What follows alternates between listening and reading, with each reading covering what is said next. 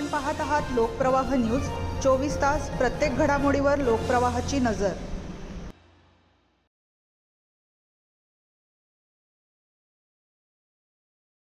नाशिक शहरातील रस्त्यांवर पडलेल्या खड्ड्यांच्या मुद्द्यावरून शुक्रवारी राजकीय वातावरण चांगलेच तापले।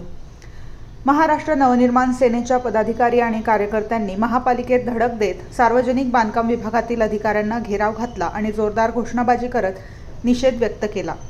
यावेळी आंदोलनकर्त्यांनी सार्वजनिक बांधकाम विभागातील अधिकाऱ्यांच्या खुर्चीला खड्ड्यांविरोधातील फलक लावून अनोख्या पद्धतीने आंदोलन केले। तसेच सार्वजनिक बांधकाम विभागाचे कार्यकारी अभियंता संदेश शिंदे यांच्या दालनात ठिय्या आंदोलन करत रस्त्यांवरील खड्डे तातडीने बुजवण्याची मागणी केली। यानंतर मनसेचे पदाधिकारी आणि कार्यकर्त्यांनी महापालिका आयुक्त मनीषा खत्री यांची भेट घेण्यासाठी आयुक्त कार्यालयात जाण्याचा प्रयत्न केला। मात्र सुरक्षा रक्षकांनी आयुक्तांच्या दालनाचे दरवाजे बंद केल्याने कार्यकर्त्यांनी दालनाबाहेरच ठिय्या आंदोलन सुरू केले। यावेळी खड्डेमुक्त रस्ते करा, निष्क्रिय प्रशासनाचा निषेध असो अशा घोषणांनी महापालिका परिसर दणाणून गेला। शहरातील रस्त्यांवरील वाढत्या खड्ड्यांमुळे नागरिकांना मोठा त्रास सहन करावा लागत असून तातडीने दुरुस्तीची कामे हाती घ्यावीत असा इशारा मनसेच्या पदाधिकाऱ्यांनी यावेळी दिला।